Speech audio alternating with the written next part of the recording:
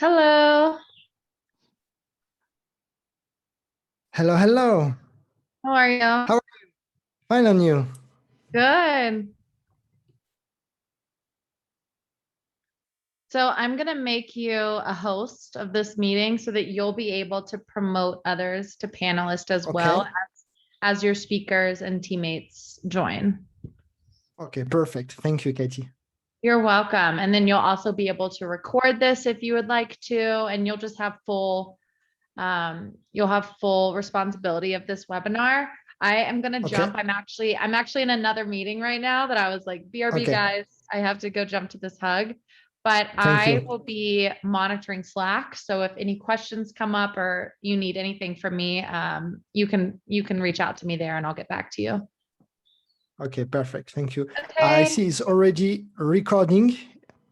Awesome. It is. Yep. Perfect. And it looks like you already have 3 people here. Cool. Okay, well, I will let you take it from here, but yeah, reach out to me if I can do anything else for you. Okay, thank you, Katie. You're welcome. Talk to you soon. Thanks. Bye.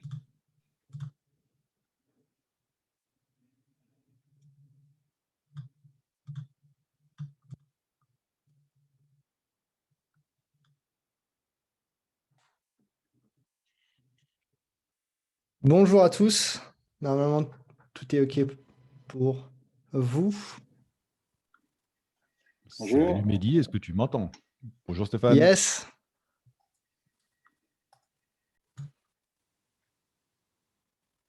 Et c'est parti. Donc, bonjour à tous et merci d'être présents ce soir au HashiCorp User Group francophone pour cette fin du mois de mai 2020.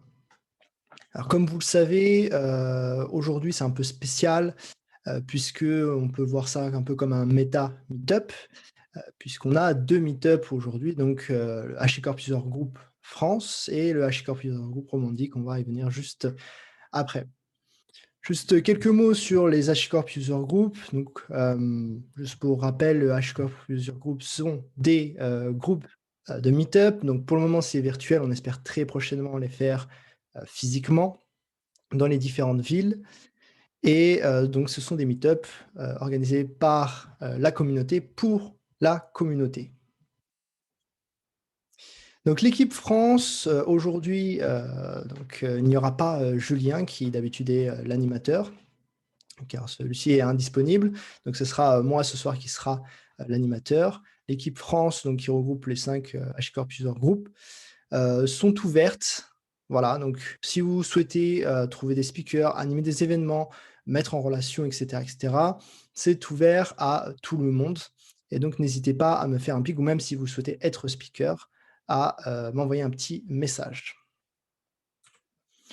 Donc, comme vous le savez, au niveau des HashiCorp User Group en France, on a 5, Paris, Nantes, Lyon, Toulouse et Sofia Antipolis, qui progressent de jour en jour.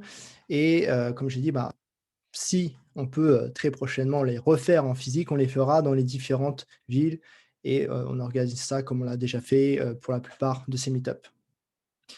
Je vais laisser la parole au HashiCorp User Group Romandie. Serge Morad. On t'entend un peu loin. Pas trop. Ouais, on t'entend toujours un peu de loin. Je ne suis pas très près non plus. Donc, notre groupe est constitué de Serge et puis de moi-même.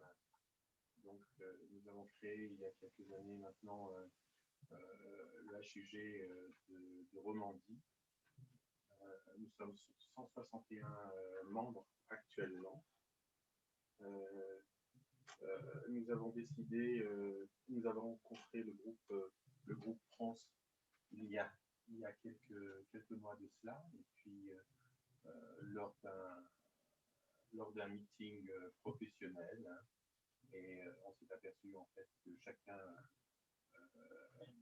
de son côté organisait des meet-ups, et nous avons décidé de joindre nos efforts pour être beaucoup plus dynamique et puis pour pouvoir aussi partager des speakers, en avoir plus et avoir l'intention dans le temps d'accueillir peut-être, comme disait Mehdi et puis Julien, aussi bien nos amis belges que canadiens, que marocains. Donc, je ne sais pas si j'ai la main. Nous vous invitons naturellement tous à venir nous rejoindre en Suisse. Oui, mais si tu voulais juste revenir sur nos spécialités quand même qui sont importantes. Ok, c'est-à-dire aussi. Alors, est-ce que tu peux juste te rapprocher un peu plus du micro, Mourad? Vraiment, on t'entend très très loin. Très loin. Ou Serge, est-ce que tu peux prendre la parole pour compléter? Oui, alors je veux bien prendre le relais de Mourad. Malheureusement, je n'ai pas préparé son texte avec lui. Je vais quand même saisir l'initiative. Donc, comme le rappelait Mourad, la HUG Romandie a été créée maintenant il y a plus d'une année. Nous sommes 162 membres et nous couvrons la zone suisse romande. Vous pouvez voir sur la carte, pour ceux qui ne sont pas familiers avec la Suisse, que nous avons 3 grandes régions linguistiques. En ordre de taille, la Suisse alémanique, qui est germanophone, la Suisse romande, qui est francophone, la zone verte sur la carte tout à gauche, et puis la Suisse italienne, qui parle un dialecte issu de l'italien. Nous, on se concentre sur cette Suisse romande qui regroupe plusieurs cantons, avec des villes majeures comme Genève et Lausanne, et des villes un peu plus petites, mais tout aussi importantes pour nous tous, comme Martigny, Sion, Fribourg, Neuchâtel, Yverdon, La Chaux-de-Fonds. Vous pouvez voir les noms de ces villes sur la carte. Mourad, je ne sais pas ce que tu avais prévu d'expliquer ensuite. Je te laisse le temps de reconnecter ton microphone. Non, je vais prendre le temps de le faire, mais sinon, non, tout est bon. On peut continuer. Je crois que Super. Eh bien, merci à vous. Donc, comme vous le savez, on essaie d'ouvrir vraiment vu que tout se fait en virtuel, d'ouvrir au maximum à la communauté francophone, donc au-delà de la France, comme initialement fait. Donc, si vous avez là aussi des idées ou quoi que ce soit, n'hésitez pas à donner vos feedbacks et à les partager. Quelques liens utiles pour ceux qui sont habitués pour les HashiCorp User Group. Donc, il y a un Slack. Je vais vous envoyer, bien sûr, les différents liens dans le chat juste après. Donc, on a le Slack sur lequel vous pouvez rejoindre, donc le Slack francophone, si vous souhaitez notamment partager des news, besoin de support ou autre autour des outils HashiCorp. Voilà, donc c'est une communauté qui est ouverte à tous. Un GitHub, donc pour tout ce qui est présentation Word, donc c'est un GitHub qui est là surtout pour forker les repos des speakers, donc afin que vous puissiez retrouver les différents repos des différents speakers. Et enfin, très prochainement, la HashiConf Europe qui va se dérouler du 8 au 11 juin. Donc, si vous n'êtes pas déjà inscrit, donc c'est le moment d'y aller, de vous inscrire. Prévu donc beaucoup de talks, beaucoup même de Lightning Talk. Donc, il y a de quoi faire et surtout de grandes nouveautés. Je n'en dirai pas plus. Pour les différentes présentations de ce soir, vous pouvez donner vos feedbacks. Ça peut aider aussi bien les speakers que nous-mêmes afin qu'on puisse améliorer les futurs événements.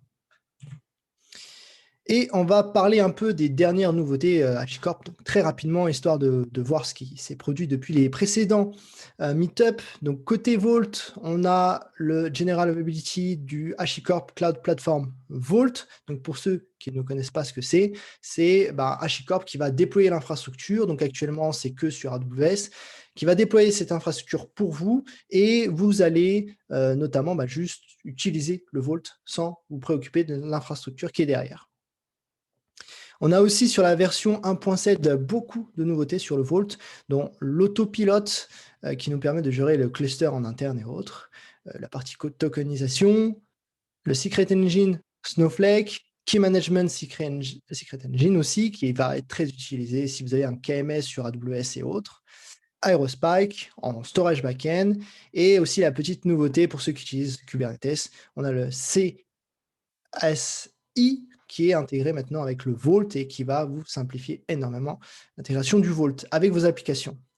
Côté Terraform, on passe à la version 0.15 et je vous recommande très fortement de passer sur celle-ci si vous voulez suivre les prochaines actualités, nouveautés qui vont arriver côté Terraform. Donc, juste pour faire un récap, cette version-là, au niveau de la communauté, est très appréciée puisque ça permet, premièrement, de faire un rollback sur les précédentes versions. Donc, par exemple, je peux aller sur la 0.15 et revenir sur la 0.14 sans qu'il y ait des soucis, sans que Terraform m'envoie des erreurs ou des messages d'alerte ou quoi que ce soit.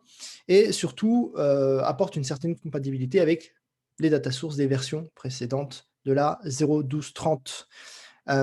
Donc pour la prochaine version, ça apporte vraiment de la stabilité. Comme ça a été annoncé dans le blog d'HashiCorp, la prochaine version sera la 1.0, notamment, qui va sortir. Donc stay tuned, ça va arriver très prochainement.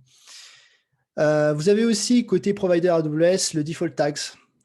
Donc on va pouvoir mettre au travers du provider tous les tags qu'on souhaite par défaut sur les différentes ressources, donc très apprécié.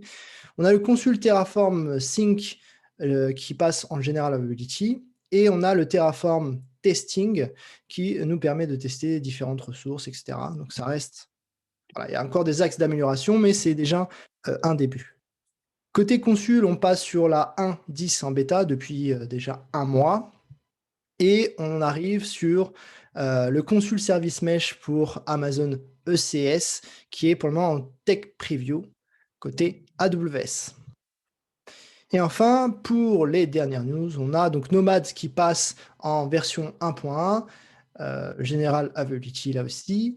Côté Boundary, on passe à la très attendue version 0.2 qui apporte les authentifications OIDC, enfin, qui nous permet de nous plugger avec un Gmail ou autre, whatever, ce qui manquait fortement, hein, puisque username, password en local n'était pas forcément très apprécié. Et enfin, Waypoint qui passe en version 0.3, qui apporte vraiment une logique et un workflow GitOps, aussi un aspect runner, et enfin une intégration avec les lambdas d'AWS. Voilà pour les petites nouveautés côté HashiCorp. Si vous avez des questions ou quoi que ce soit, on peut continuer, bien sûr, à l'écrit. L'agenda de ce soir, donc on a 2 speakers, et je remercie d'ailleurs ces speakers pour leur intervention. Donc on a Stéphane Cussin qui va parler d'infrastructure au travers de Terraform, et on a Stéphane Jourdan qui va, quant à lui, parler d'un outil qui va permettre de gérer le diff d'infrastructure. Donc on a changé un peu le process de ce meet-up de ce soir afin qu'il soit un peu plus interactif si vous avez des questions ou autres pour qu'on puisse échanger là-dessus. Sans plus tarder, je laisse la main à notre premier speaker et je t'invite du coup à partager ton écran. C'est parti.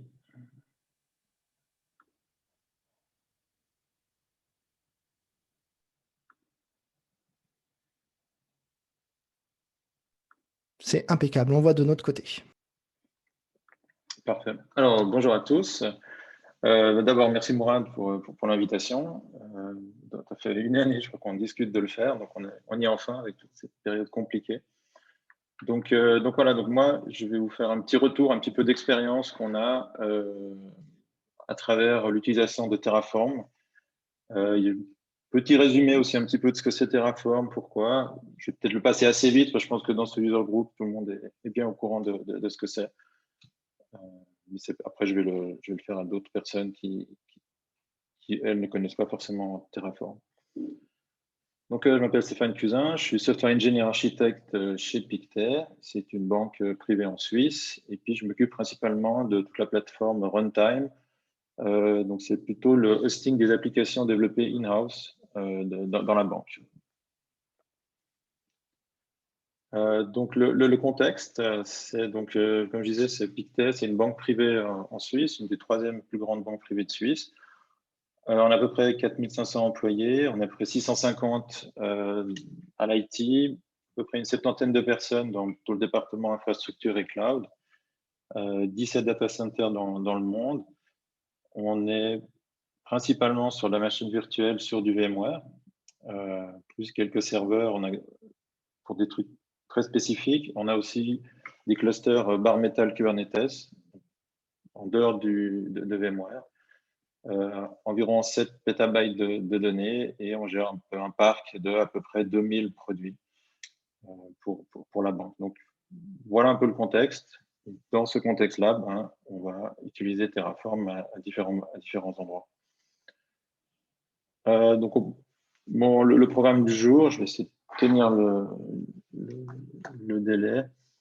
Donc, un petit peu d'infrastructure as code. Donc, ça, je vais le faire assez rapidement. Tu veux ce que c'est Terraform, passer très vite. Après, ce qui peut être intéressant pour tout le monde, c'est un petit peu les use cases qu'on a eu, nous, avec Terraform. Qu'est-ce qu'on fait avec Terraform dans la banque?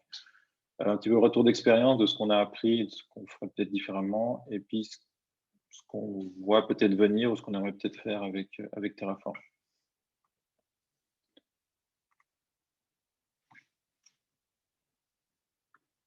Donc voilà, donc le but de Terraform, c'est d'arrêter de cliquer dans des interfaces. Donc on a eu aussi des expériences, certains utilisateurs ont démarré dans le cloud Amazon, et il y avait beaucoup de clics. Donc on construit pas mal de choses aussi avec l'interface web de Amazon. Et après, c'est très difficile à déplacer, à reproduire, à recréer d'autres environnements à partir de ce qui a été construit à la main. La même chose sur des choses plutôt faites avec du SSH et on va créer dans les serveurs. Donc là, je pense que ceux qui utilisent Terraform, je n'ai pas besoin de prêcher. Les bénéfices de l'infrastructure as code, bien sûr. Donc, on va pouvoir traiter notre infrastructure comme du code. Donc, on va lancer un programme, ça va nous créer l'infrastructure, on va pouvoir jouer dans l'autre sens, détruire l'infrastructure, la recréer à volonté. Le même code va être créé pour tous les environnements. On aura nos environnements, à la limite, sont tous identiques. C'est juste le label qui fait que c'est de la prod par rapport aux autres.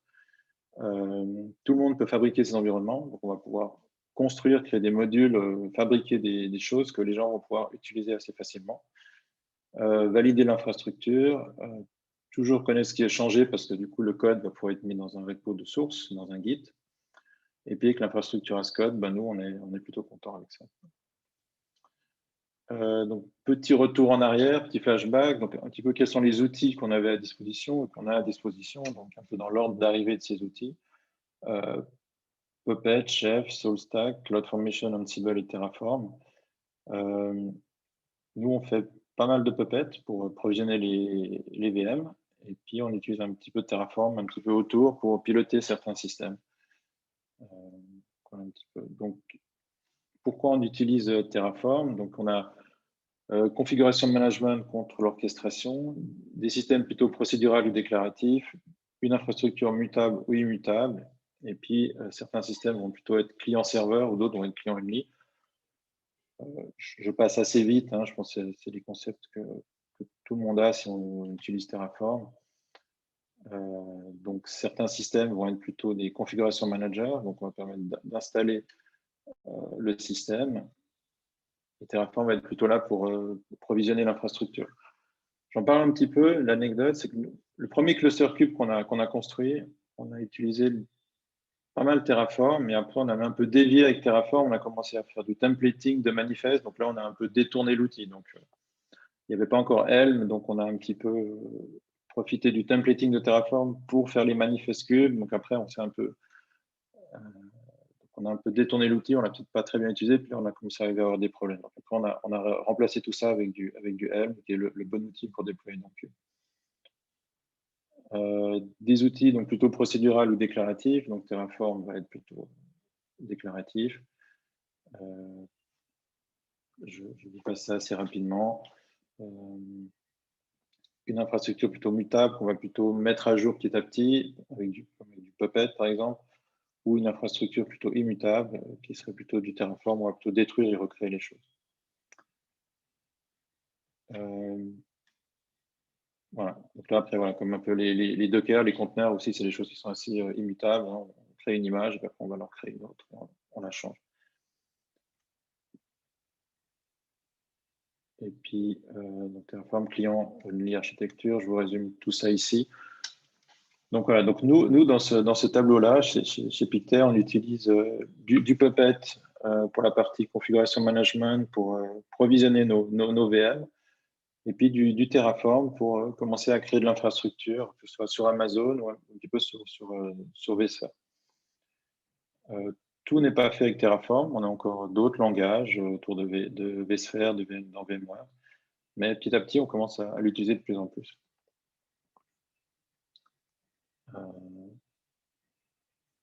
Donc, ça, c'est la définition de Terraform. J'avais trouvé sur leur site.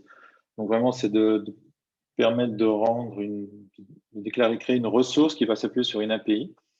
Et puis, on va très facilement pouvoir partager ce code, le mettre à jour et puis l'exécuter.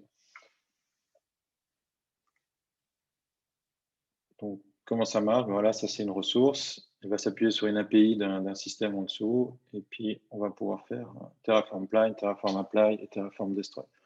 Je passe très vite. Je pense qu'ici, la cible, tout le monde connaît ce principe-là. Alors, je m'arrête un petit peu plus sur cette partie-là. Donc, nous, ce qu'on a commencé en 2016 avec un projet, c'était de créer tout un data center sur le cloud pour nos équipes de dev en offshore. Donc, on a créé un premier compte AWS, un seul compte, où on a pu mettre dedans notre infrastructure. Le but, c'était de créer la même infrastructure qu'on avait on-premise pour que le code qui soit créé puisse après être déployé on-premise le plus facilement possible avec le moins de différences possible. Donc, tout ça a été monté avec du Terraform dans du Git et les admins se partageaient ce code. Donc, chacun le prend sur son MacBook et puis l'exécute. On n'a pas mis de lock au niveau de Terraform. On n'a pas eu trop de problèmes comme ça. Il n'y a pas eu trop de conflits à ce niveau-là. On n'a pas mis. Donc, on a juste le S3 pour partager les states. On n'a pas mis de lock. Donc, avec ça, on a managé le réseau, la partie IAM pour nos utilisateurs, des buckets S3. Donc, ça, c'est la brique vraiment fonctionnelle pour faire le VPN avec notre data center, l'hybridation. Tout ça a été migré jusqu'à Terraform 11 et puis on utilise TF-env pour que quand on aille dans le repo, automatiquement on prend le bon Terraform. Mais ça a été commencé avec du Terraform 0.8 et puis on a migré jusqu'à 11. Et après, pour la partie développeur, donc on leur a donné un self-service. Après, on a près 100 personnes qui utilisent cette plateforme. Et le but, c'est que ce soit le plus self-service possible, que nous, on ait le moins de choses à faire pour eux. Donc, comme on a une grosse communauté de développeurs, c'est des gens qui font du Java. Donc, ils étaient habitués à des plugins Maven. Donc, on a créé un plugin Maven qui leur permettait de déployer leur stack. Donc, nous, on a une stack Tomcat, Apache Tomcat. Et puis, donc là, ils avaient juste à poser un plugin Maven. C'est quelque chose qu'ils connaissaient, qu'ils comprenaient. Donc, ils mettaient ça dans leur code. Et nous, à l'intérieur, on a wrappé du Terraform. Donc, ce plugin Maven, il était exécuté à travers une CI/CD Bamboo. Donc, ils n'avaient pas directement accès à Amazon. Ils ont seulement accès à Amazon en read-only. Donc, ça permet aujourd'hui, on a à peu près 300 EC2 qui sont managés comme ça, qui sont créés, et puis une trentaine de RDS. Donc, c'est un environnement de développement, mais il commence quand même à prendre une certaine importance. Tout d'un coup, il tombe, on a les développeurs qui sont un petit peu bloqués dans leur travail. Et là, on a du Terraform 0.8 qui tourne encore, qui marche toujours très bien sur Amazon, parce qu'il est wrappé dans le plugin Maven, et puis on n'a pas eu le temps, on n'a pas tellement fait l'effort dessus. Donc, c'est vrai que ça, c'est une partie qui est quand même assez lourde à faire, de bien suivre les migrations. Il y a des fois des changements qui étaient assez importants. Donc, on a pris le parti de ne pas le faire. Et puis maintenant, on arrive un petit peu au bout de cette plateforme de toute façon. Donc, vous allez voir après, on a fait une nouvelle plateforme d'hybride. Donc, on va plutôt déplacer les gens dans une nouvelle plateforme que de migrer c'est Terraform et de migrer le Terraform et de faire le release management du Terraform.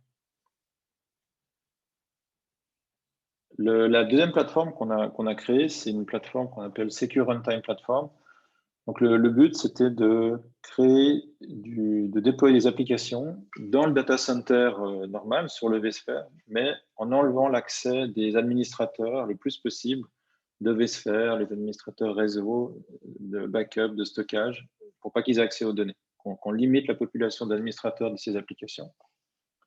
Donc, on a créé la plateforme, on l'a développée sur AWS, et après, on l'a aussi déployée sur du VMware vSphere on-premises. Donc, moi, au début, souvent, j'entendais dire avec Terraform, comme ça, oui, Terraform, vous avez plein de providers, vous pouvez très facilement passer d'un provider à un autre et tout ça.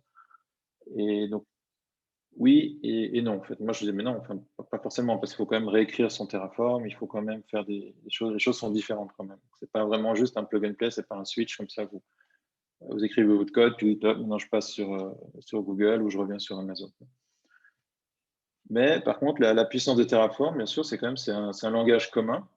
Donc, on arrive quand même à faire des modules qui vont cibler deux architectures, deux infrastructures différentes. Mais ça nous permet de créer un socle commun. Et après, au-dessus, on arrive à provisionner la même plateforme. Donc là, on met du Flatcar et après, on met des petits conteneurs cubes dedans. Donc, la suite de la plateforme, c'est exactement la même. Elle fonctionne très bien. Je vais vous montrer ici. Sur les deux infrastructures qu'on a en dessous. Donc, on a juste deux modules qui nous fabriquent l'infrastructure, deux modules Terraform qu'on switch en fonction de la target. Et après, on peut créer notre plateforme dessus sans grosse différence. Donc, ça marche très bien si on retrouve dans les différentes providers, dans les différentes solutions, les mêmes composants. Donc, sur Amazon, on a de l'EC2 et puis là, on crée des VM dans vSphere. On monte des disques pour le disk data. On utilise la Flatcar, l'AMI qui est disponible sur AWS. Et puis, on prend l'OVA Flatcar pour notre système on-prem. Route 53. Et pour l'instant, on utilise le provider DNS de la RFC 2136 parce qu'on a en interne. C'est ce qui, pour l'instant, marche le mieux, mais voilà, on va peut-être chercher autre chose. On a IPAM qui est un peu plus complexe. Donc voilà, donc on a retrouvé ces deux infrastructures et avec ça, on arrive très très bien à créer la même plateforme dans les deux environnements, dans le cloud ou alors on-premises. Il y a 1 année et demie, 2 ans, on a décidé de se lancer dans vraiment une plus grosse hybridation, vraiment pour faire de la production, pour pour profiter de toutes les features qu'on peut trouver dans le cloud, donc tous les composants qu'on a dans AWS, qui sont toujours très lourds à recréer on-premises, de créer un Hadoop on-prem, c'est toujours quelque chose qui est assez compliqué. Et puis, avec les nouvelles réglementations, la banque s'est un petit peu ouverte. Donc, on a voulu créer ce cloud Amazon. Et donc là, le but final, c'est vraiment de créer des tenants, donc profiter des comptes Amazon pour faire des tenants bien isolés. Donc, chaque équipe peut demander son propre compte Amazon. Du coup, on a aussi sa propre facturation, elle verra ce qu'elle dépense. Et puis, ça fait une très bonne isolation entre les différentes comptes Amazon. Donc, on a utilisé du full GitOps avec Atlantis plus GitLab. Donc, Atlantis, c'est un composant qui a été plus ou moins racheté par HashiCorp. Donc, le principe, il est assez simple. On va committer quelque chose dans GitLab dans une branche. Et puis, Atlantis va nous l'exécuter. Donc, il va écouter un hook qui a eu un commit. Il va l'exécuter. Et le résultat du plan va être poussé dans le commentaire de notre pull request. Du coup, on peut tout de suite regarder dans notre pull request si ça correspond à ce qu'on veut. Et si c'est bon, alors quelqu'un qui a plus de droits, il peut à ce moment-là mettre un commentaire Atlantis apply. Et à ce moment-là, le code va être appliqué. Donc, ça nous a permis de gérer quand même beaucoup de repos, mais du coup, toute cette infrastructure. Donc, les gens, quand ils reçoivent un compte Amazon, ils reçoivent un repo Git donc, automatiquement qui est créé, et puis ils peuvent mettre leur infrastructure là-dedans. Et après, ils ont la CI/CD pour ça. On a fait aussi un peu une séparation entre tout ce que nous, on prenait en charge au niveau de l'infrastructure, au niveau de la sécurité. Donc, il y a des repos où nous, on est mainteneur, et puis eux, ils sont juste développeurs, donc ils peuvent nous faire des pull requests pour ouvrir des flux, pour faire des choses comme ça au niveau du réseau, au niveau de la sécurité. Et puis, il y a aussi des repos où là, la chose s'inverse, c'est-à-dire que nous, on devient des développeurs chez eux. Si on doit d'un coup leur proposer un petit peu un changement d'infrastructure dans leur code ou les aider ou faire des choses, là, on va leur proposer des PR et c'est eux qui vont valider, parce que ça pourrait impacter une application qui serait en production, des choses comme ça. Donc, on a pu construire toute cette CI/CD avec le GitLab et le Atlantis. Donc, ça a vraiment permis de faire une très bonne gouvernance de tous ces objets Terraform qu'on va créer. La plateforme prend aussi en charge les states. Donc, automatiquement, les utilisateurs de la plateforme, ils n'ont pas besoin de penser à configurer leur back-end, trouver un bucket ou mettre le state, toutes ces choses-là.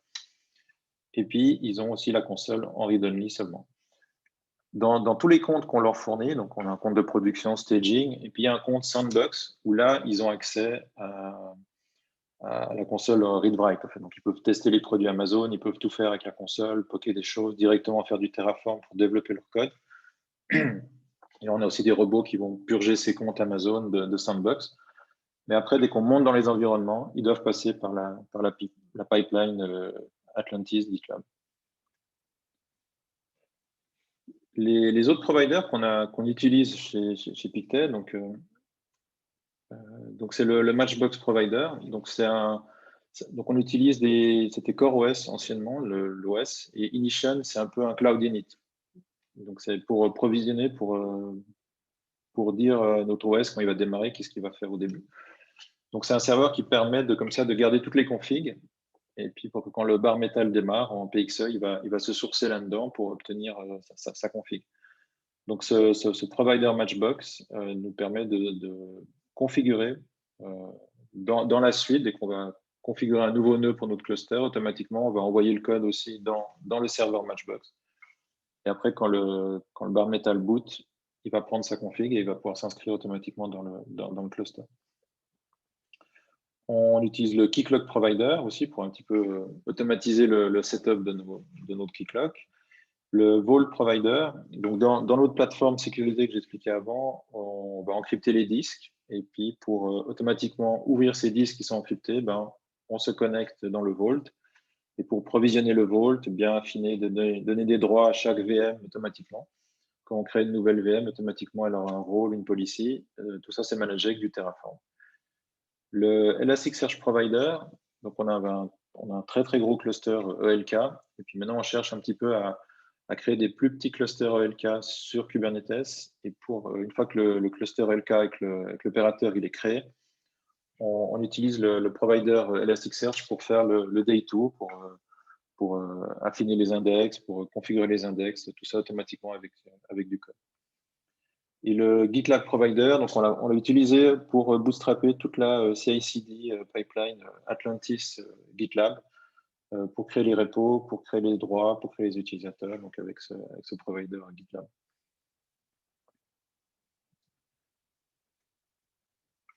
Donc, qu'est-ce qu'on a un petit peu retenu et appris de tout ça? Donc en fait, là, c'était pas un choix. En fait, c'est un peu ce qu'on s'est avec les collègues là, un petit peu en réfléchissant un petit peu. En fait, on s'est rendu compte qu'on n'a pas donné le code Terraform directement aux utilisateurs. C'est vrai que pourtant c'est un langage assez facile d'accès, mais il faut quand même gérer un peu ses states. Mais donc voilà. Donc alors c'était un contexte très particulier. C'est une plateforme de run. Donc nous, ce qu'on veut, les développeurs, eux, ils veulent pousser leur code. En fait. Donc ils voulaient pas non plus. Ils n'avaient pas besoin de rentrer dans tous les outils qu'il y aurait, par exemple, sur un provider Amazon. Donc, eux, ils voulaient shipper leur code. Donc on ne leur a pas demandé de faire du Terraform. On leur a juste demandé ou poser un plugin Maven ou des choses comme ça, mais on ne leur a pas donné directement l'accès. Terraform, par contre, il est beaucoup utilisé par tous les ingénieurs dans ces plateformes runtime. Donc, on l'a vu, on l'utilise à beaucoup d'endroits sur beaucoup de produits.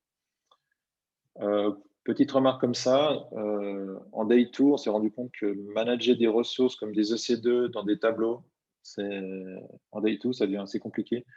On peut avoir quelques surprises des fois. Du coup, dans notre state, on a un tableau de 8 VM. Si on change des petites choses, les 8 vont commencer à se détruire et se recréer. Donc maintenant, dans les dernières versions, c'est plus sympa les for each. Je pense qu'on pourra mieux gérer comme ça les choses. Nous, on a aussi maintenant beaucoup splitté. Déjà, dès le début, on avait quand même bien splitté dans les projets, mais toujours bien splitté toutes nos ressources dans des plus petits projets et pas avoir un seul state pour trop d'infrastructures. Et puis, globalement, pour nous, je pense nous, on a trouvé le Terraform en soi, il est très, très stable. Et puis, on aime beaucoup ça. On a peu eu d'incidents vraiment sur Terraform. Après, bon, c'est le sous-système qu'on pilote, ça c'est normal qu'il n'y ait pas des choses, mais le code Terraform, dès qu'on met notre ressource qui se passe en Day 2 et tout ça, on est très très content. Donc la grosse plateforme de dev qu'on a mis en place, nous on intervient très très peu, donc c'est une super stabilité pour nous avec l'outil Terraform. Pour la partie hybride cloud, donc là, on a vraiment ouvert justement la plateforme à nos utilisateurs et eux vont faire du Terraform. Donc là, l'adoption était très bonne parce que le langage est toujours assez facile. Moi, je trouve même des fois plus facile d'écrire du Terraform que d'aller dans le UI de AWS. Donc là, il y a une très bonne adoption des gens. Donc, on leur a permis comme ça d'écrire du Terraform, faire des modules, de pouvoir utiliser directement Terraform. Par contre, on leur a fourni une solution de CI/CD complète. On leur a pas juste donné comme ça le langage. On leur a dit, vous mettez votre code ici et puis automatiquement, ils voient qu'il est automatiquement tourné. Vous avez le commentaire automatique qui vous explique ce qui va se passer. Donc, on l'a intégré comme ça. Les backends, les states sont automatiquement configurés. Donc voilà, eux ont juste à se concentrer sur leur Terraform et puis la plateforme de CI/CD va s'occuper de manager tout ça. Ce qu'on a remarqué en Day 2, c'est le release management de Terraform. Donc le fait d'avoir ouvert comme ça le code, donc on s'est retrouvé avec énormément de repos de code. Donc on a dû un petit peu s'outiller pour manager, pour exécuter automatiquement dans tous ces repos des Terraform plans avec la nouvelle version de Terraform pour voir si c'est toujours compatible, si ça fonctionne ou pas, et puis on prévient nos utilisateurs. Donc, et puis la plateforme doit aussi être capable de supporter plusieurs versions de Terraform. Donc l'utilisateur il peut toujours choisir ou prendre toujours la dernière version de Terraform de la plateforme, ou alors de fixer une version s'ils n'ont pas le temps de changer. Mais voilà, on a ce reporting et on suit un peu. Donc là, on veut vraiment être pas comme la première version, on est resté en 0.8. Donc là, on suit vraiment les toutes dernières versions, on a la 0.15. Et puis on envoie régulièrement à tous nos utilisateurs, voilà, votre repo, il est compatible avec telle version. On peut les accompagner, les aider à faire la migration. Mais c'est des outils qu'on a dû mettre en place. Il y a aussi un peu je n'ai pas parlé, mais sur les modules aussi, un petit peu sur la dépendance des modules. Donc, on fait des modules qu'on va faire pour nos utilisateurs. Et du coup, ils ont des releases fixes. Et après, il faut aussi aller un peu en masse, des fois, changer la version du module pour que tout le monde prenne la nouvelle version. Qu'est-ce qu'on voit venir un petit peu autour de Terraform? Donc, nous, ce qu'on sent et ce qu'on aimerait un petit peu faire, c'est commencer à manager beaucoup l'infrastructure avec Kubernetes. Donc, on a déjà une plateforme Kubernetes, on a déjà des namespaces qui sont bien isolés, qui permettent à certaines personnes de déployer dedans, de profiter d'objets CRD, des objets qu'on met dans Kube, qui vont créer l'infrastructure.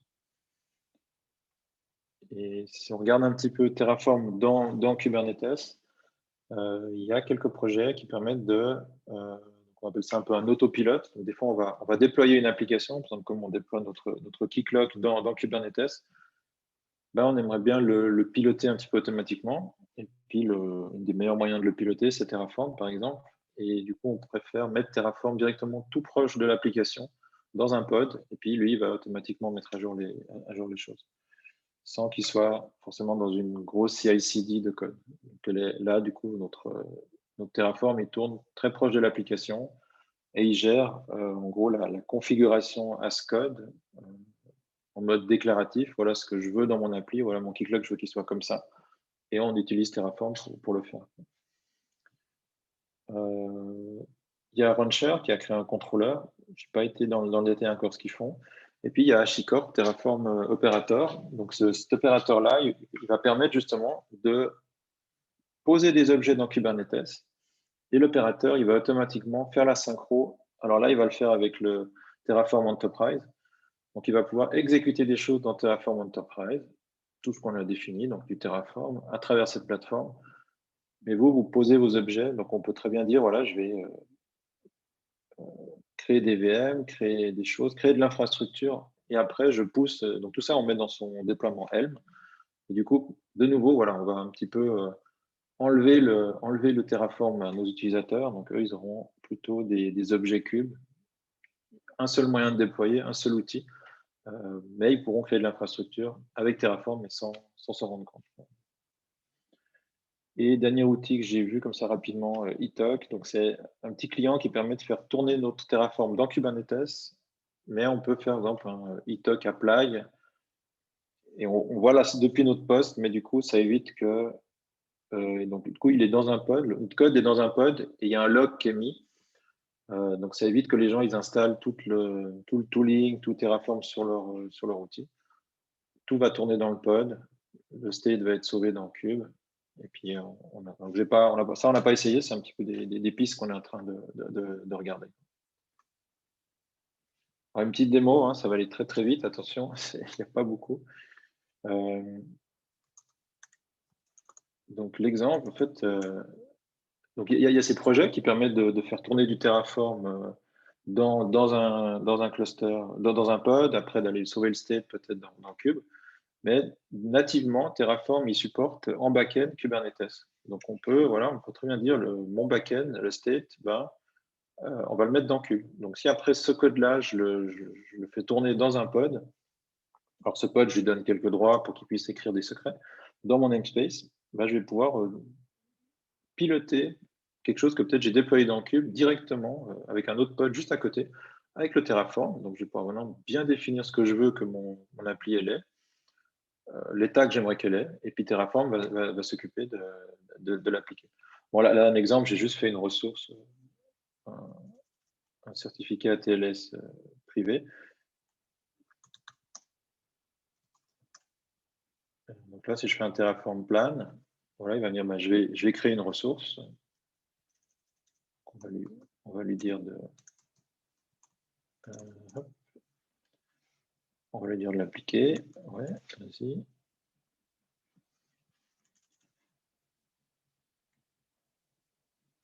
Donc, si je refais plan, il va me dire, voilà, elle est appliquée. Je pense, sortir les... Je peux aller chercher le state.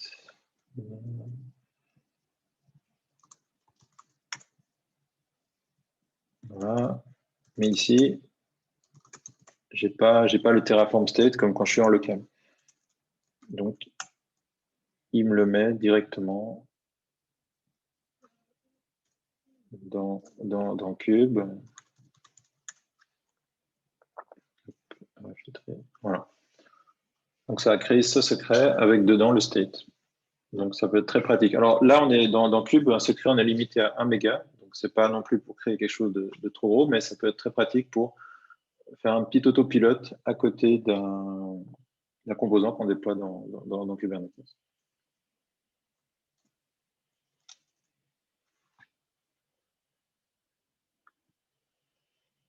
Voilà, écoutez, merci à tous. Et puis, je pense que c'est bien s'il y a des questions.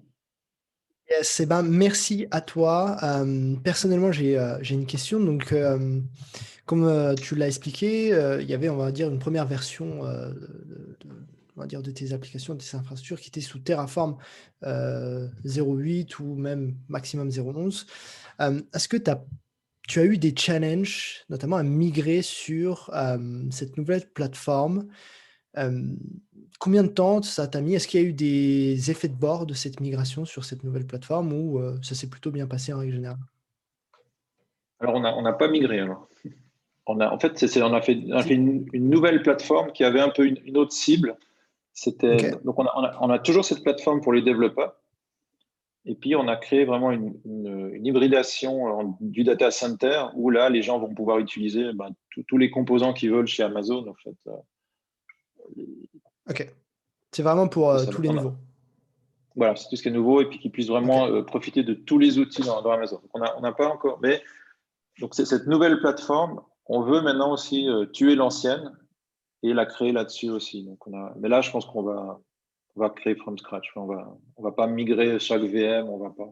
Vu que c'est du dev, ça peut être jeté, puis on va le refaire autrement. Ok.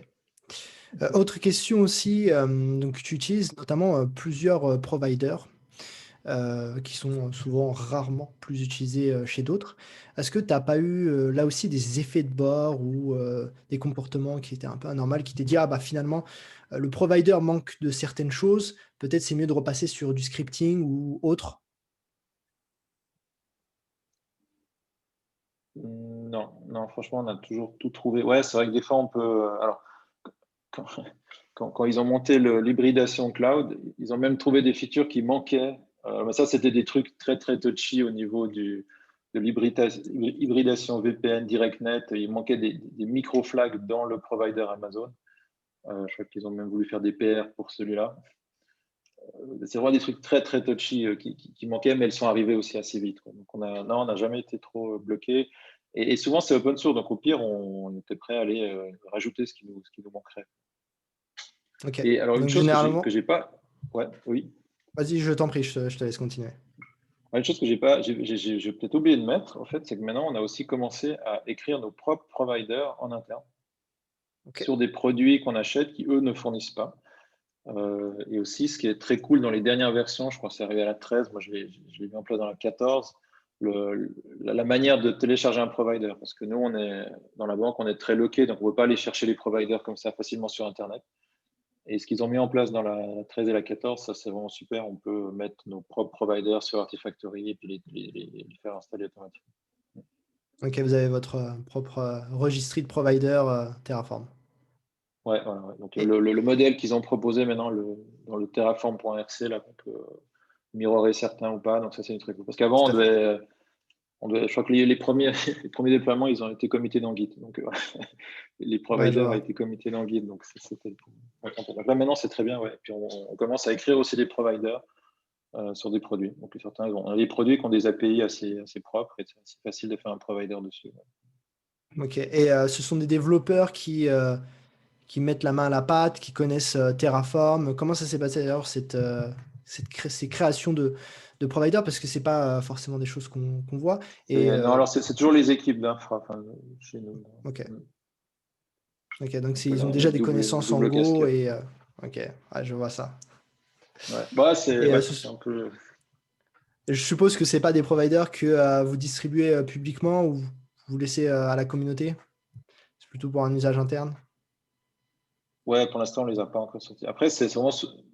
Voilà, c'est pour des produits. Donc, mais c'est vrai que on a utilisé certains providers faits par la communauté qui sont aussi très intéressants. Ouais. C'est peut-être quelque chose qu'on peut discuter peut-être après les sortir. Ouais. Tout à fait. En tout cas, si vous partagez tout ça, tous ces providers-là à la communauté, faites-nous un petit signe ou passez un petit message sur le Slack. Hein. C'est toujours avec plaisir qu'on pourra regarder ça au niveau de la communauté. Mais c'est souvent sur des produits payants, donc des fois c'est. Mais après que le provider soit en open source, ouais, ça peut être une bonne idée. Okay. Tout à fait. J'ai une question, Stéphane, si tu permets. Oui. Tu as dit que Terraform était surtout utilisé par les équipes d'infrastructure. Comment est-ce qu'elles ont approché le produit? En général, les gens qui font de l'infrastructure ne sont pas vraiment des développeurs, de la même façon que les développeurs ne sont pas vraiment des gens de l'infra. Donc, du côté de l'infrastructure, comment ça s'est passé, la prise en main, l'acceptation du produit? Tout d'un coup, il faut se mettre à faire du code, non plus gérer des infras comme auparavant. Comment ça a été apprécié? Alors là, on a un long chemin à faire. Moi, je viens du monde du développement, du Java. Dans l'équipe qu'on a mis tout ça un peu en place, c'était aussi des gens qui venaient c'était aussi des développeurs. Donc cette partie-là, c'était plus facile pour rentrer. C'est plus naturel, quoi. Voilà. Est-ce qu'il y a eu des C'est pour ça qui sont plutôt infra?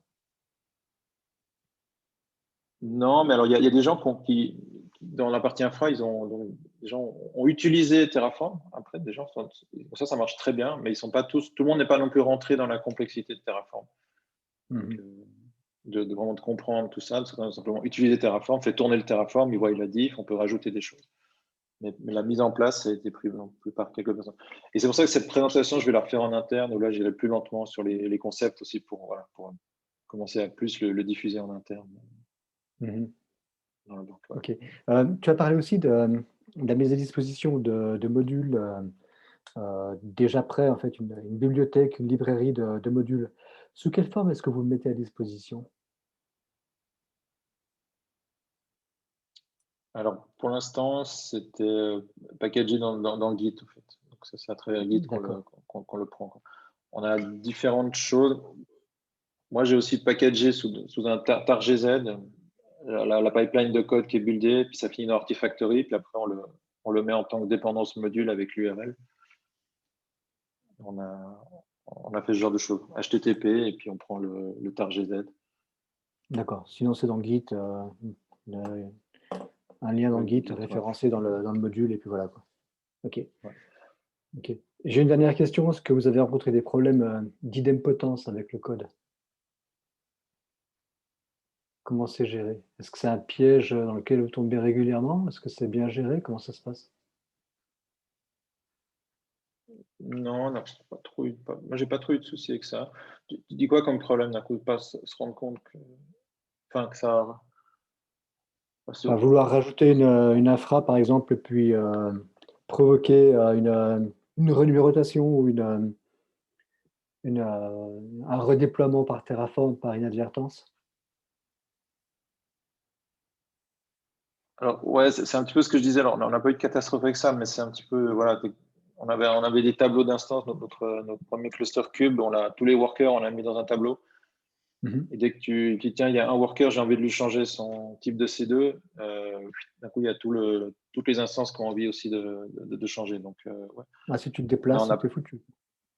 voilà, ça, c'est un peu tricky. Et puis, les gens qui reprennent ce genre de code, c'est pas évident. Heureusement, il y a le plan quand même pour bien voir ce qu'on fait. Et là, pour les gens qui vont plus opérer les solutions, voilà, on va plutôt découper une commande qui fait un serveur. Enfin, voilà, que ce soit un peu moins. D'accord. Et puis, vous avez fait comment? Vous avez fait un ingénieur, un compte AWS pour aller jouer, en attribuant un compte AWS à chacun pour que les gens puissent apprendre un petit peu le fonctionnement de. Alors, on n'est pas allé jusqu'à chacun, mais chaque équipe, en fait, chaque domaine ou chaque équipe, elle peut, si elle le demande, directement recevoir 3 comptes. En fait. Un compte sandbox, un compte qui est plutôt hybridé sur l'extérieur, et puis un compte qui est vraiment comme si c'était le data center. Donc, il n'a accès à aucune chose d'Internet, rien du tout. D'accord. Ok. Donc, voilà, donc quand on veut rentrer dans la plateforme AWS d'hybridation, ben, on reçoit automatiquement ce set-là. Donc tout ça après est construit automatiquement avec Terraform. D'accord. Il n'y a pas de problème de conflit particulier lorsque des gens partagent un environnement pour aller un environnement de sandbox, par exemple? Non, alors après c'est à eux de quand même un petit peu regarder ce qu'ils font dedans. Enfin ouais. Mais après, donc là on Un parle petit vraiment peu de d'un compte discipline. Amazon. Donc après c'est un petit peu à eux aussi de refaire après à l'intérieur, ou de préfixer leur RDS avec leur nom. Enfin après, je pense là il y a assez de place pour qu'ils puissent faire. Mhm. Donc, il y a juste 2, 3 règles d'hygiène à mettre en place pour que les gens se télescopent pas, et puis c'est tout, quoi. Oui, dans un compte, voilà, après le but c'était aussi qu'ils soient le plus autonomes et qu'ils n'ont pas toujours à passer par nous pour avoir quelque chose. Donc nous, on fait vraiment le cadre autour d'un compte Amazon, que les logs soient corrects, que toute la partie sécurité réseau soit bien mise en place. Donc ça, ils n'ont pas accès à ça. Mais après, dedans, tout le reste, c'est eux qui peuvent le construire. D'accord. Et à propos de sécurité, ça peut être trop compliqué pour mettre en place toutes les policies, tous les rôles, faire quelque chose de propre et d'efficace?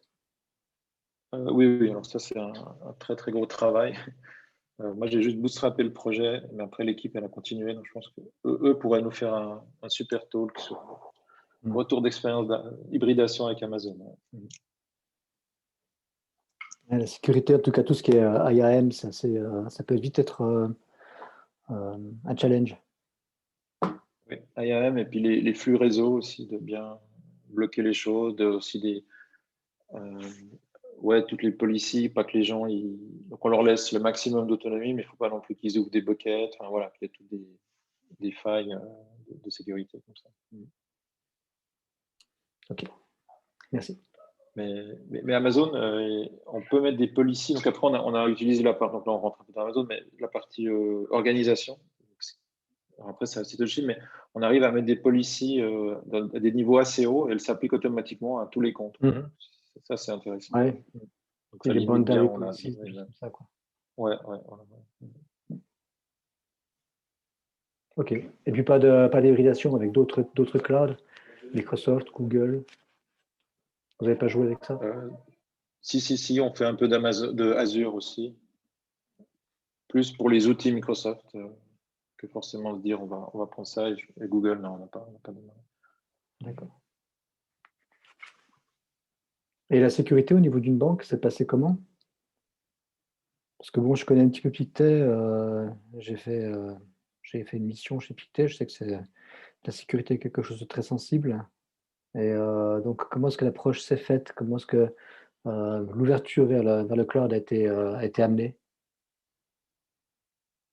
Alors bon, alors déjà globalement, il y a une volonté des business lines, de toute de la banque, de profiter de ces outils que Amazon fournit. Donc il y a quand même des outils très puissants pour de l'analyse, pour les data scientists. Donc il y avait ce fait-là. Donc ça c'était OK. Donc on n'a pas essayé de pousser pour ouvrir le truc. On avait déjà fait ce compte Amazon pour les plateformes de développement. On avait déjà fait ce premier pas. Et là, il y a le deuxième qui s'est fait. Puis après, c'est oui, beaucoup d'aller-retour, c'était beaucoup de la sécurité, quoi. C'est qu'on on a aussi deux comptes. Il y a un compte qui est plus ouvert sur Internet. Votre EC2 peut aller télécharger quelque chose. Et puis on a un compte, c'est vraiment une extension du data center qui lui est totalement bloqué. D'accord. Étanche. Voilà, le plus étanche possible. Ok, Et après, c'est merci. mise en place de tous les outils. Aussi, Amazon fournit beaucoup d'outils de check, de contrôle. Après, j'ai pas suivi toute cette mise en place, mais oui, après, il y a tous ces outils à mettre en place. Mhm. Eh bien, super, je te remercie. Du coup, on va passer au second speaker. Donc, il n'y a pas d'autres questions. Donc, si vous avez des questions, n'hésitez pas à les poser directement, aussi bien dans le chat que dans le Q&A hein, qui est dédié à ça. Voilà, on peut y répondre juste après, sans souci, si jamais vous avez des questions qui vous viennent à l'esprit. On va accueillir du coup Stéphane Jourdan qui va nous parler un peu de tout ça. Donc, bonjour à Hello. toi. Merci d'être là. Eh ben, merci à vous. Alors, je partage mon écran. Tac, ça marchait tout à l'heure, ça devrait continuer à marcher. J'en profite juste pour ajouter une petite information. Donc, sur le Slack, il y a un petit tirage au sort. Donc, n'hésitez pas à vous connecter sur le Slack, à liker le post afin qu'on puisse faire un petit tirage au sort à la fin pour voir qui a gagné des certifications, des vouchers, pardon, plutôt des vouchers pour passer les certifications HashiCorp. Voilà, donc c'est au choix. Donc, les gagnants pourront choisir parmi les 3 vouchers aujourd'hui possibles. Donc, on a Consul, Terraform et Vault qui sont disponibles. Donc, n'hésitez vraiment pas à liker le post. Voilà. Et puis, même les speakers peuvent participer hein, sans problème. Ouais, j'allais demander, est-ce qu'on peut participer? Et oui, tout le monde peut y participer. Excellent. Donc, voilà, n'hésitez pas. Donc, je te donne la main et la parole. Et je poserai, du coup, si ça ne te dérange pas, des questions durant la présentation. Bah, complètement. En fait, c'est un peu ça. On voulait tester un peu un autre format ce soir sur le. Alors, je peux dérouler la presse. Bon, là, elle est complète, en fait. Donc, s'il n'y a pas d'interaction, s'il n'y a pas de questions, en fait, il y aura pas de stress. Mais au contraire, j'aimerais vraiment qu'il y ait un peu d'échange. Au bout d'un an, j'en ai un peu marre de parler tout seul devant mon écran. Donc, discuter avec vous là sur Zoom. Donc, n'hésitez pas à poser des questions. Je ne sais pas trop comment ça peut fonctionner au niveau gestion communautaire pour toi, Mehdi. Mais donc, voilà. Je vais lancer un peu, j'ai lancé un peu la discussion et puis vraiment interrompez-moi tout le temps. En fait, c'est un peu le but du jeu de faire de la démo, d'échanger sur cette question, quoi. Donc la question c'est quoi? C'est de parler ce soir un peu d'infra as code. Stéphane vient de le faire de manière très complète, donc on va pouvoir commencer par là où c'est arrêté la dernière presse. Du coup, les deux se combinent bien, c'est plutôt intéressant. Et voir en fait là où moi j'ai pu me rendre compte par le passé de dérives et comment on en est arrivé à créer un outil open source pour répondre à ce genre de problème. Et donc l'outil en question s'appelle donc DriftCTL. Et ça c'est l'agenda un peu ordinaire. Donc l'idée c'est de définir qu'est-ce qu'on appelle drift d'infra, puisqu'en fait Terraform a évidemment une fonctionnalité qui s'appelle Plan, donc qui sert exactement en fait à ça. Si on tape Terraform Drift dans Google, c'est exactement ça qui remonte. Et effectivement, Terraform Plan fait bien ce job-là. Donc, voir un peu de quelle est la différence par rapport à ce dont on veut parler. Et surtout, l'idée, c'est de partager un peu des retours d'expérience directs ou indirects. On verra tout à l'heure pourquoi indirect. Parce qu'on a en gros commencé à bosser sur une autre plateforme à l'origine, sur un autre projet qui était plus du workflow, plutôt GitOps pour des utilisateurs. Et à un moment, on s'est dit, bon, allons interviewer en fait du monde. Il me semble que Mehdi ou des collègues à toi, en fait, on fait partie de gens qu'on a interviewés à l'époque. Tout à fait des Toulousains d'ailleurs. Ouais, c'est D'ailleurs, ça.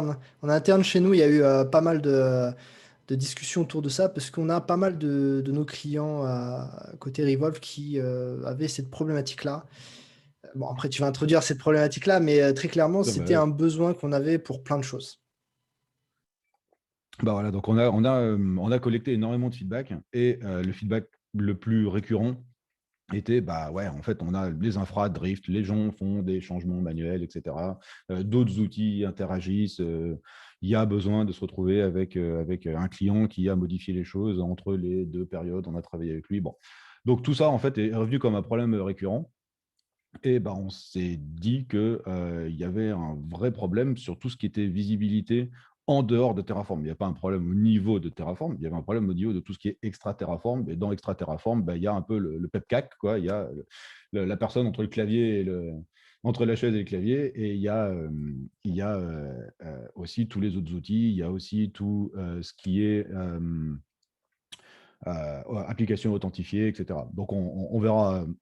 On verra en fait en avançant en fait un peu d'autres exemples qui se sont passés. Mais voilà, le but du jeu, c'était de travailler sur cette configuration Terraform non gérée, donc tout ce qui est Peri Terraform. Voilà, on va dire ça comme ça. Donc, en gros, ce soir, l'idée, c'est de se dire que c'est à peu près normal d'avoir du drift. Tout le monde en a, à peu près, à part peut-être, effectivement, en fait, les infras bancaires hyper fermés ou, effectivement, comme Stéphane t'a pu présenter, où, effectivement, le compte de prod, en fait, il est 100% loqué et personne n'y touche, et tant mieux. Mais les Tu veux être feedbacks, en fait, tranquille, c'est. Ouais. Excuse-moi, je peux t'interrompre? Avec Tu veux plaisir, être vas-y. tranquille, je crois que. Ah, ouais, si tu veux être tranquille, il faut. Voilà, tu leur mets. Tu laisses personne toucher à part le Bah, c'est code, ça. quoi. Bah, c'est Ouais. ça. Et ça, en fait, autant Mais c'est le. Vas-y, vas-y. même ça, justement, ça m'intéresse vachement ce que tu vas me présenter parce que on les laisse travailler à travers Bamboo, mais à travers Bamboo, rien qu'aujourd'hui, ils m'ont proposé un exemple où dans Bamboo, ils font un WSCLI et ils font des choses. Tu vois. Eh ben, voilà, mais ça, Donc, voilà. j'ai pas eu la joie de t'interviewer que pour feedback il y a quelques mois. Et c'est exactement ce genre de feedback qu'on a eu, de type des scripts qui étaient après le Terraform Apply. Donc, en fait, dans ton pipeline de déploiement, Ouais. tu as ça. Alors là, et puis à la fin, tu as un mec avec Boto, en fait, qui est venu faire un truc en Python et parce qu'il allait modifier 3 trucs dans un coin. Et ça, bah, du coup, ça se passe après ton Terraform Apply. Donc, Terraform, il a fait son boulot complètement. Mais malheureusement, alors toi, c'est avec la CLI AWS, bon, on en a eu des tonnes de feedback comme ça et tu te dis, mais c'est incroyable, on est d'une créativité, mais inouïe en fait pour réussir à contourner en fait ce qui est en place, quoi.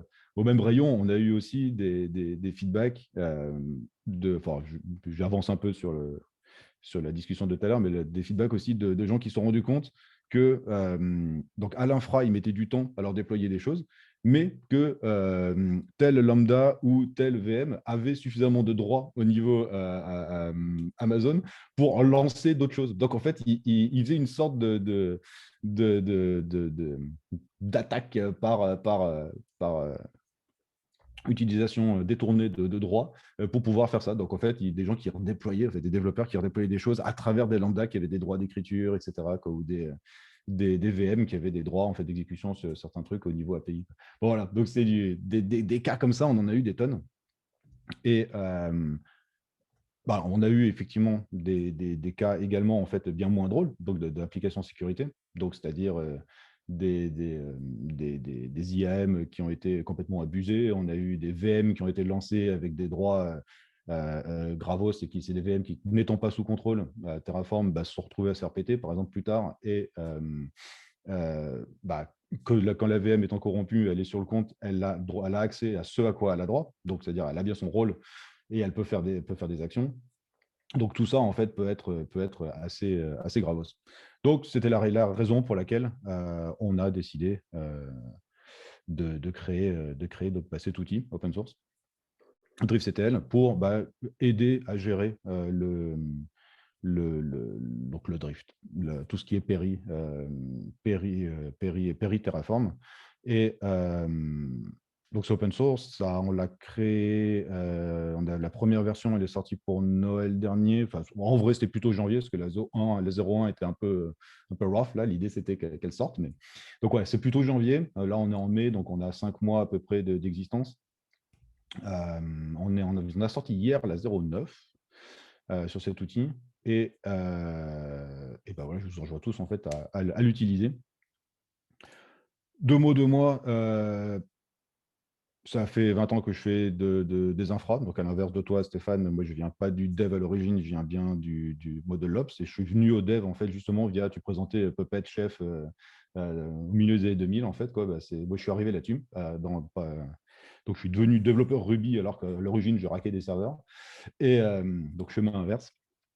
J'ai écrit donc il y a quelques années ce bouquin, donc qui est un petit peu outdated maintenant. Et puis donc là où je suis, et aujourd'hui l'heureux cofondateur de DriftCTL.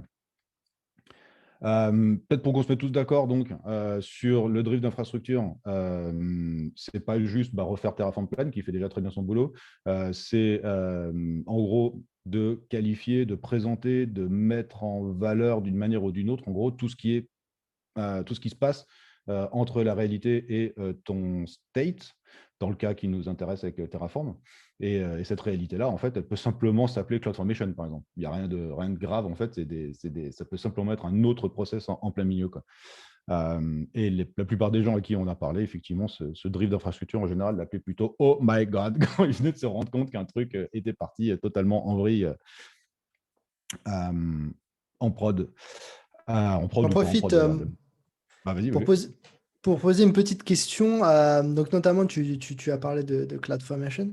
Est-ce que Ouais. DriftCTL est compatible avec CloudFormation ou que avec Terraform? Non, aujourd'hui, c'est que Terraform parce que on aime Terraform, que c'était l'usage le plus courant qu'on avait aujourd'hui. Il y avait aussi il y a quand même cette double notion de code et de state par rapport à l'API. Donc, il faut bien commencer quelque part et en l'occurrence, partir d'une visualisation d'un dernier état connu qui est le state par rapport à l'intention.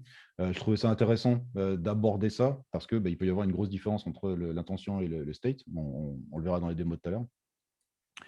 Et en l'occurrence, on a vraiment sur la roadmap en fait, de rajouter d'autres supports, ne serait-ce que pour rendre service aux utilisateurs qui sont en cours de migration CloudFormation vers Terraform, par exemple, ou qui ont simplement sur un même compte deux projets, un avec CloudFormation, un avec Terraform, et qui permet, aujourd'hui, ces gens-là vont avoir une vision très parcellaire du drift, donc du taux de couverture en IAC, alors que ce n'est pas vrai, puisque CloudFormation, c'est quand même une forme d'IAC, un peu simpliste, mais c'est quand même une description sous contrôle de choses avec une gestion de drift native en fait, dans le produit côté AWS. Donc, on a définitivement ça dans les cartons, de la même manière qu'on a dans les cartons le support d'autres clouds que AWS aujourd'hui. Mais bon, tout ça viendra en temps et en heure. Déjà, résolvons correctement le problème tel qu'on l'a aujourd'hui, tel qu'il est. Et il y en a, et il y en a, et il y a encore à faire. Il y a encore du boulot. Je me doute bien, c'est un gros chantier. Je suppose que vous avez une roadmap qui est planifiée, si on peut accéder à cette roadmap ou si elle est top secrète ou Tout à pas. fait. Ah, elle n'est pas du tout. Alors là, on joue complètement le jeu de la communauté, c'est-à-dire que si aujourd'hui, donc là, si vous allez sur GitHub, sur notre GitHub, il y a des discussions, vous pouvez aller upvoter pour les fonctionnalités. S'il y en a une qui vous manque, allez la créer vous-même et upvoter pour la première fois votre propre feature. En l'occurrence, pour le prochain cloud, en fait, d'une semaine à l'autre, en fait, c'est GCP qui gagne ou Azure, puis voilà, en fonction, ça remonte. Je crois que ces derniers jours, il y a eu beaucoup de upvotes Azure, donc s'il y a des GCP fans, allez-y. Tout à l'heure, on en a eu un sur le channel communautaire, parce donc on a un Discord également, où on a énormément d'échanges. Et, excusez-moi, j'ai ma gorge qui était totalement sèche. Et donc, ouais, donc venez discuter avec nous sur le channel communautaire, le Discord. Tout à l'heure, on a quelqu'un qui est venu en disant ah, l'outil a l'air intéressant, mais moi, c'est GCP qui m'intéresse. Quand est-ce que c'est prévu? Donc, il était allé voter sur GitHub. Et, donc, voilà, GCP, on peut imaginer que ça arrive, peut-être qu'on commence le boulot d'ici la fin de l'année. C'est ça Ok, l'échelle à peu près quoi, pour ta question. super. Eh ben, merci, je te laisse continuer. Pas de souci. Donc, ouais, bon, bah, ça, on l'a dit, hein, le delta, c'est la différence donc, entre l'état attendu et la réalité. Donc. Les causes de drift, on en a parlé de quelques-unes tout à l'heure. Donc, il y a effectivement le petit malin qui a mis une AWS CLI en plein milieu alors que tu avais un Terraform nickel qui faisait tout. On a aussi tous les scripts historiques qui sont là et qu'on n'a pas eu le temps de migrer. Donc, dans le script, il y a quoi? Il y a les scripts de backup, vas-y que je fais un snapshot et que je l'écris je ne sais pas où, que je transfère sur un autre compte. Donc, ça, c'est des trucs, pareil, avec des droits qui se retrouvent n'importe où. On va avoir donc, tout ce qui est authentifié, donc lambda, microservices, même on parlait d'un script Boto tout à l'heure en Python, bah, ça c'est typiquement s'authentifier, ça peut faire des choses. Si c'est un script de backup, ça peut écrire. Donc à partir de là, ça peut changer. On aura un exemple tout à l'heure en fait simplement de planning de mise aux normes, de mise en conformité en fait sur des buckets où c'est deux équipes qui n'utilisent pas les mêmes outils et en fait ça va rentrer en conflit à un moment ou à un autre. Donc c'est bien de le savoir, c'est bien de le voir. Qu'est-ce qu'il va y avoir aussi sur ce slide? Il y a les outils, oui, tout simplement, on en parlait tout à l'heure, les outils différents. Donc entre CloudFormation et Terraform, mais aussi certains trucs. Il y a encore pas mal de gens qui utilisent Ansible pour provisionner des choses, des gens qui ont commencé il y a quelques années et puis qui continuent d'utiliser pour qui ça marche. Alors là, il n'y a plus de stake, il n'y a plus rien, mais bon, ça marche. Donc en fait, c'est quand même des choses qui sont exécutées. On va avoir aussi tout simplement en fait du cube qui va lui lancer en fait des ressources AWS authentifiées, donc des load balancers, de ce que tu veux. En fait ça aussi c'est une autre forme de drift, ça reste des choses non contrôlées. En fait il n'y a pas de visibilité, c'est bien péri Terraform à cet endroit-là. C'est bien en fait de savoir ce qui est, ce qui ne l'est pas. Qu'est-ce qu'on va avoir également dans ce genre de choses? On va avoir tout ce qui est un nouveau cloud qui arrive, c'est-à-dire que jusqu'à présent, tu étais full AWS, toute ton équipe aussi, et puis il y a ce nouveau projet qui arrive et qui est sur Azure. En fait, tu as un sacré level up à faire tout de suite avec ton équipe et des fois, tu n'as peut-être pas assez de temps pour automatiser au mieux. Donc, des fois, il y a certains trucs, tu vas aller les faire à la main, et puis en vrai, tu n'y penses plus. Donc, il y a ce genre de choses qui peuvent arriver. Et le point commun entre toutes ces situations, c'est tout ça est authentifié, en fait. Tout ça vit en permanence et n'est plus sous contrôle en fait, de quelque chose qui peut être analysable. Typiquement, tu prends ton Terraform, tu le balances dans Checkov ou dans Snyk et ça te dira en fait, demain si c'était pas fait correctement.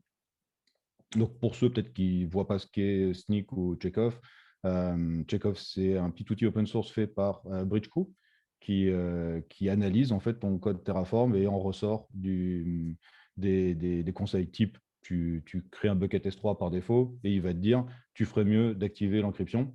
Et pour activer l'encryption, il te faut par exemple une clé KMS. Donc en fait, il te fait des suggestions en fait numérotées et ça améliore. C'est une sorte de linter pour code Terraform sécurisé, grosso modo. Et Snyk fait donc la même chose avec leur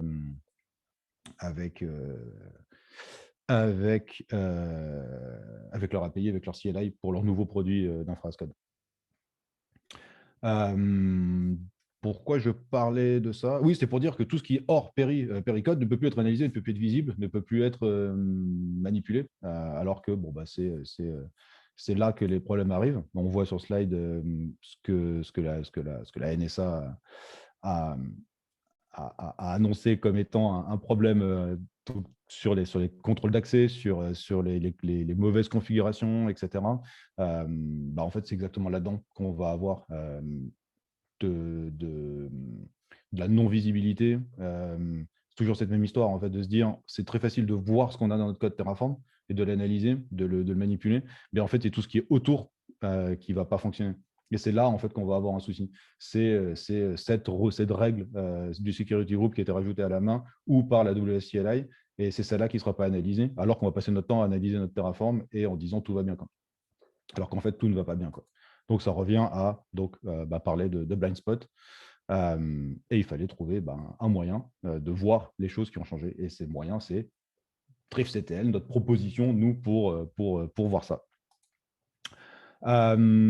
Donc là, c'est fini pour le blabla. Maintenant, je vais faire des petites démos, en fait, tout simple. Puis à partir de là, on peut échanger. À partir de là, on peut échanger si ça vous va. Et puis, rentrez-moi dedans, en fait, sur les exemples. Allez, c'est parti. C'est parti. Donc, Yes. tac. Donc, l'outil. Donc là, en fait, j'ai fait un bête et méchant. J'ai fait trois répertoires, un IM, un S3, un VPC, rien de violent. Et donc, pour prouver que je ne mens pas, on va lancer donc un scan de DriftCTL et on va scanner. Et comme là, j'ai rien fait de mal, donc on va être à 100%. Donc, il y a 4 states, un pour chaque répertoire. Il scanne toutes les ressources de mon compte et il va me sortir donc qu'il n'y a pas de drift. Si tout va bien.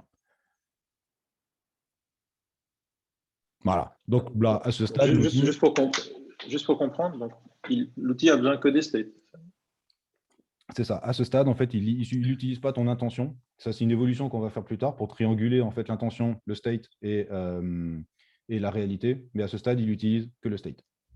Et il utilise de multiples states. C'est-à-dire que si tu utilises par exemple des Gruntworks ou si tu as splitté tes VPC, tes S3, Bucket, tes IAM, etc., en fait, tu peux vouloir les cumuler, faire multiples layers de state pour pouvoir les mapper complètement sur ton compte Amazon et dire, OK, tout cumuler. Donc, par exemple, on a des utilisateurs qui ont plusieurs centaines de states, des assez gros utilisateurs, et eux, en fait, ça leur permet d'avoir un taux de couverture de leur compte Amazon en fonction de tous leurs states qui sont splittés.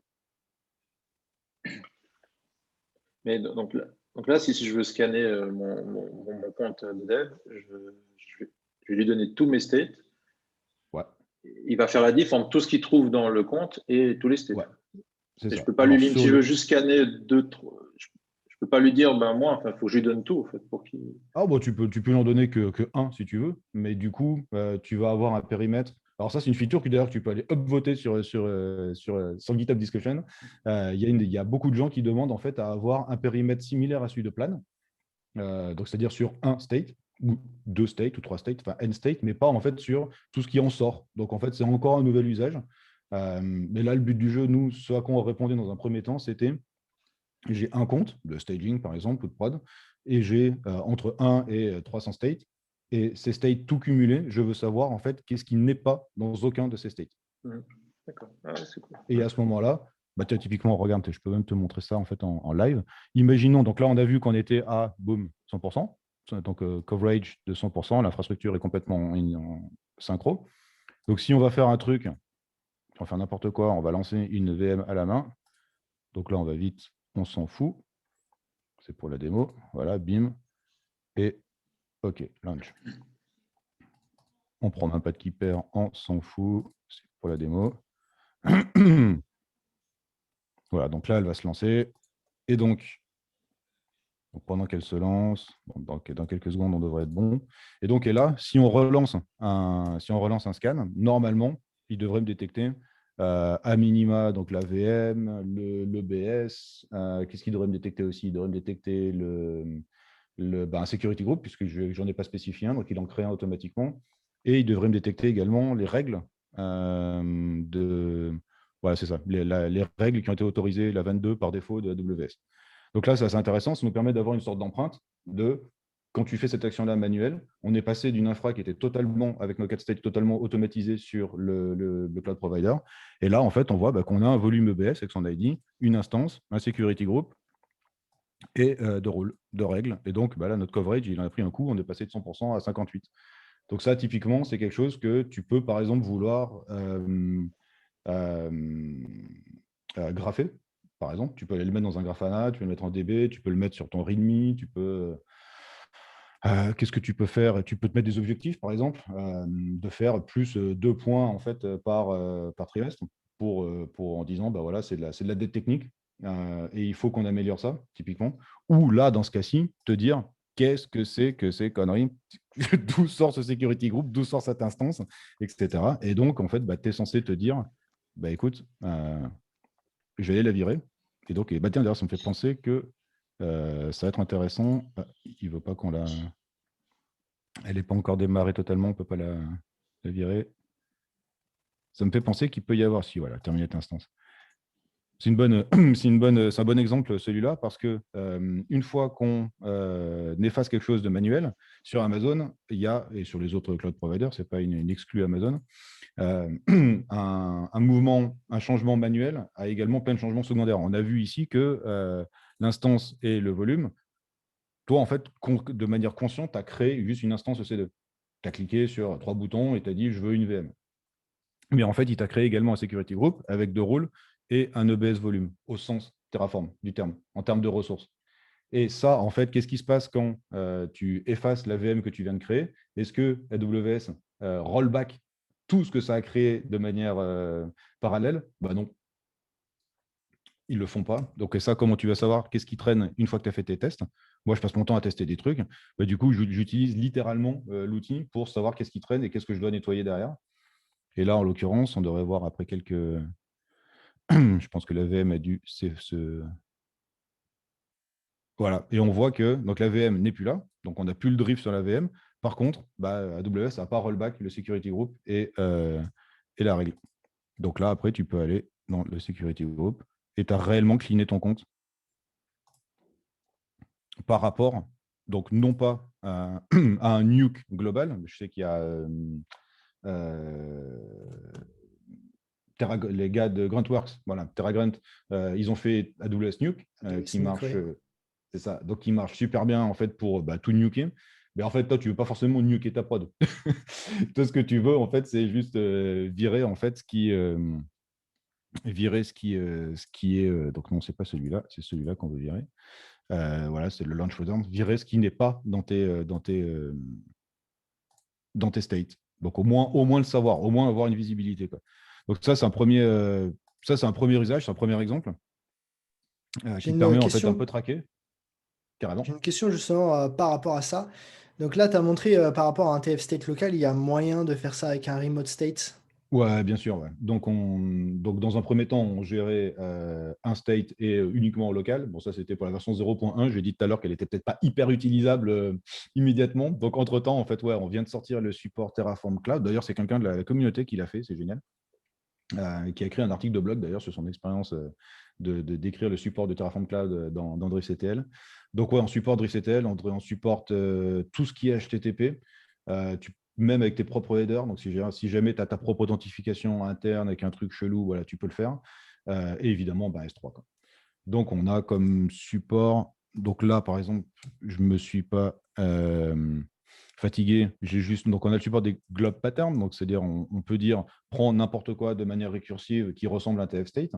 Parce que jusqu'à présent, enfin, jusqu'à l'avant-dernière version, on n'avait que le support de prends n'importe quoi dans un S3, par exemple. Et là, on a eu un utilisateur qui nous dit « Ouais, mais nous, on met nos states dans un bucket S3 où il y a des millions d'autres fichiers. » Et ouais, ça s'appelle la vie, quoi.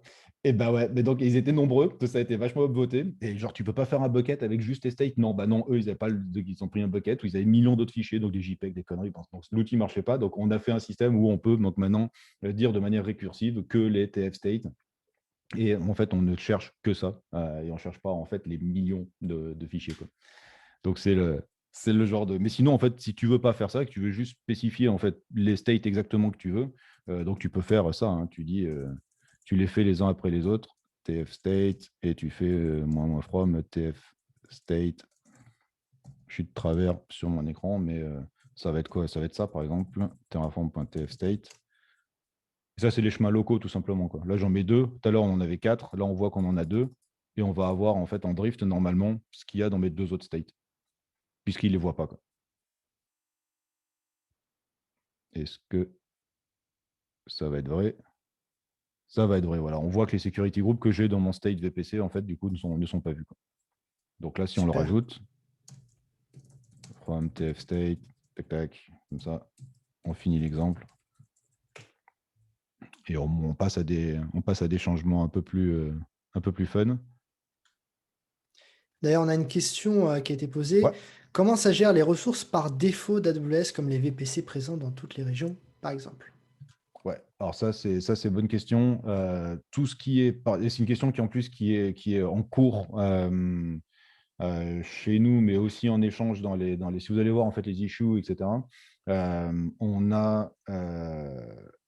On essaye de mettre un peu d'intelligence dans l'outil en fonction des cas. Donc, dans la plupart des cas, ce qui est par défaut est non modifiable, on l'ignore. Donc, en fait, si vous allez voir dans le code, en fait, on a énormément de choses ignorées parce qu'elles ne sont pas modifiables. Et on s'est retrouvé à aller trop loin, il me semble que c'est dans la version 0.7, où on s'était mis à ignorer ce que tu ne pouvais pas modifier, mais que tu pouvais rajouter à quelque chose de modifiable. Je m'explique, un IAM user, par exemple. Donc, en fait, plein de policies par défaut non modifiables, on les ignorait, mais on ignorait aussi qu'on les attachait. Or, un attachment au sens Terraform, c'est bien une action. Donc, en fait, tu peux créer, toi, ton IAM user et y attacher un attachment. Et en l'occurrence, on a eu des cas précisément pour cette fonctionnalité-là. D'ailleurs, il me semble que c'est l'exemple d'après, si je vous mets le slide, voilà, c'est ça. Donc, c'est exactement l'exemple d'après, où on a eu des gens qui géraient parfaitement leurs IAM dans Terraform, en rajoutant un attachment manuellement, donc quelqu'un qui rajoute un attachment à la main. C'est une autre ressource d'un point de vue Terraform, donc Terraform ne le rapporte pas, c'est normal. Ça a des conséquences quand la policy qui est attachée est, par exemple, administrator, au hasard. Donc, c'est ce que tu te retrouves avec un IAM qui circule. Voilà. Donc, ça, c'est des exemples en fait qu'on a eu. Je peux vous montrer vite fait. Je peux vous montrer vite fait à quoi ça ressemble. Voilà, c'est lui. Donc, en fait, si on rajoute comme permission ici, boom, administrator, et qu'on peut faire quelques petites modifs. Donc ça, c'est pas très fair play, parce que si tu mets tout en fait en dur, tu ne laisses pas par défaut, ça en vrai, c'est reporté, le passage en inactive d'une clé, mais une nouvelle clé, d'un point de vue utilisateur AWS, ça apparaît dans l'univers de l'IAM. D'un point de vue Terraform, c'est juste une nouvelle ressource. Donc, en fait, il y a cette conversion. Ce que fait l'outil, c'est une conversion de ce qui est vu en tant qu'API et renvoyé par AWS. Et la manière dont Terraform gère ça et l'écrit dans son state, en fait, ça peut être assez… Voilà, en tant qu'humain, tu peux voir un certain nombre de choses, et Terraform, en tant qu'outil, il peut les voir différemment. Et là, en l'occurrence, si tu vas dans ton IAM ou… oh là, je suis en biais. Donc là, c'est bien le code qu'on a vu sur le petit slide. On crée un IAM user, on crée une access key, un attachment read-only. Et si on Terraform apply, on peut s'attendre en tant qu'humain qui utilise AWS à ce que ce changement soit reporté. Et donc, ce n'est pas le cas. Parce que d'un point de vue Terraform, ce sont des ressources différentes. Donc, c'est là qu'un outil comme DriftCTL est assez intéressant à minima. On va remettre c'est plus lisible. DriftCTL non plus. DriftCTL scan. Et si je ne mets pas le bon… Ah, je suis de travers. Voilà. Donc, et c'est là que l'outil a de l'intérêt, c'est que on va pouvoir reporter, donc que ce soit en cron, par intervalle régulier, toutes les heures ou ce que tu veux, des changements qui sont apparus en dehors de Terraform, quelle que soit la raison. Donc là, on voit dans ce cas-ci que on a comparé le state qu'on a récupéré avec la réalité. Et la réalité, elle est très différente. On voit qu'il y a bien une policy administrator access qui a été créée pour cet IAM user, et que, by the way, il y a une nouvelle clé aussi qui circule, quoi. Donc voilà, donc ça renvoie un code d'erreur différent. Donc à toi de le mettre en CI ou dans Cube, où tu veux, en fait, pour avoir une alerte, en fait, quand ça ne renvoie pas 0 une fois que tu as atteint 100% de coverage. Et il y a possibilité de mettre des exceptions si jamais on se dit, celle-ci, en attendant… Exact. Donc là, en fait, on a deux systèmes. On a un système d'un côté de drift ignore, donc qui est basé exactement comme le git ignore. Donc, tu listes là-dedans toutes les ressources que tu veux ignorer. Donc, tu peux voir en fait que pour la démo, en fait, j'ignore beaucoup de ressources pour que ça ait l'air clean quand on le montre. Donc, on voit là au milieu aussi des ressources par défaut, des RDS qui ont été créés. Bon, voilà, il y a beaucoup de choses qui sont faites. Depuis hier, la 09 qui est sortie, on est capable de générer ce fichier automatiquement. Si jamais toi, jour 1, tu n'es pas en fait le roi du monde à avoir des millions de ressources gérées par Terraform, en fait, tu peux, tout ce qui est détecté comme drift, tu peux le balancer dans ton drift ignore et démarrer en fait à zéro et mettre déjà ça en fait dans ton Docker image par exemple et en CI. Donc ça c'est pour la partie exclusion. Ensuite, sur la partie inclusion, enfin en tout cas filtering, on va avoir par exemple, si tu veux avoir que les règles security group, là voilà, donc je l'avais copié-collé pour aller plus vite. On a un système de filtre qui est basé sur JMSPass, exactement comme la command line AWS. Donc, en fait, si déjà tu es habitué à manipuler tes outils, tes objets avec la command line AWS, tu vas retrouver tes petits, là, ça fonctionne exactement pareil. Donc, tu peux les combiner, tu peux faire des exclusions, tu peux faire tout ce que tu veux, quoi. Et là, en l'occurrence, donc c'était pas ça qu'on avait drifté tout à l'heure. Ah non, c'était une access key. Donc, imaginons que ce soit les access keys que tu veux traquer plutôt, et non pas les security group roles. Hop.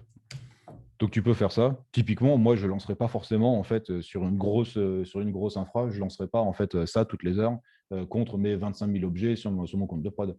Je délimiterai ce qui m'intéresse selon mon boulot, selon mon focus. Donc, ça peut être des IAM, ça peut être des security groups, ça peut être ce genre de choses. Si les buckets S3, ce n'est pas mon problème, je ne m'occupe pas de mes buckets S3. Quoi. Donc là, on voit que maintenant, il n'y a plus que les access keys qui sont reportés. Quoi. Ce qui va te permettre également de faire des reports. Par exemple, si tu as envie d'avoir toutes les semaines en fait, à ton CIO en fait, un report en disant voilà, les access keys, en fait, c'est complètement sous contrôle. La preuve, boum, tu peux renvoyer ça comme ça. Quoi. Super. On a une autre question. Cela fonctionne-t-il avec GCP? Alors, GCP, comme j'ai dit tout à l'heure, va upvote en fait sur GitHub Action. Sur GitHub Action, je recommence. Sur GitHub Discussion, il faut aller upvoter. Pour l'instant, non, c'est que AWS. On essaye de résoudre le problème correctement sur AWS. Il y a déjà beaucoup de boulot. Donc, évidemment qu'on va supporter plus de cloud demain. Évidemment qu'on va supporter d'autres outils en combinaison avec Terraform, puisqu'en fait, la réalité de la prod, c'est quand même de la combinaison d'outils pour beaucoup de gens, de l'historique. Donc, mais pour l'instant, ouais, GCP, c'est complètement sur la roadmap.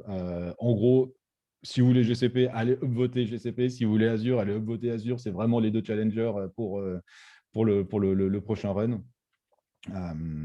On a pas mal de gens qui sont intéressés par VMware aussi. Mais bon, il y a quand même plus de chances que ce soit GCP Azure, vu les votes communautaires. Super. Merci à toi.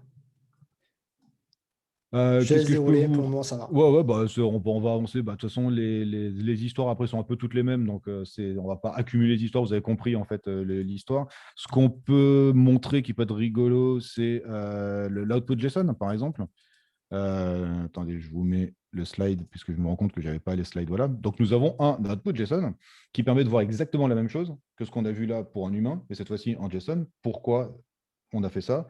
On a fait ça pour tu puisses processer l'output de DriftCTL dans tes propres outils. Donc, en fait, dans ta CI, tu as peut-être en fait, un analyseur qui veut faire ceci, cela. Si tu veux peut-être faire une comparaison en fait, d'heure en heure, il ne doit pas y avoir en fait, un coverage inférieur à l'integer de l'heure d'avant. Typiquement, ça veut dire qu'à ce moment-là, quelque chose a été fait. Voilà, c'est ce genre, c'est à toi de voir ce que tu veux faire. Et je peux vous le montrer. Et comme en plus, donc d'ailleurs, on peut même tout simplement faire std-out hein, si on veut, on ne va pas s'emmerder. Et mais sinon, on peut directement faire un JSON, c'est-à-dire que là, en ayant le std-out qui renvoie, donc ça sera exactement le même contenu que tout à l'heure, toi, tu peux piper ton propre outil dedans. Donc, c'est-à-dire que si tu veux intercepter des choses dedans, donc là, voilà, c'est exactement le même output, mais sous forme de JSON, ce qui fait que, par exemple, comme on voit sur le slide, si tu as envie de traquer ton coverage avec JQ, tu peux le faire.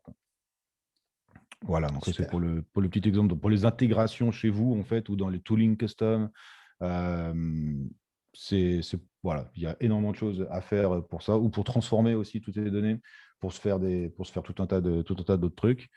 Ça, on l'a montré, les filtres, le drift ignore. Donc maintenant, on a un gène drift ignore depuis hier, ce qui vous permet, si vous avez des milliers de ressources, en fait, de les mettre tout de suite pour démarrer de zéro. C'était un cas qu'on avait souvent, qui nous était souvent remonté sur le Discord.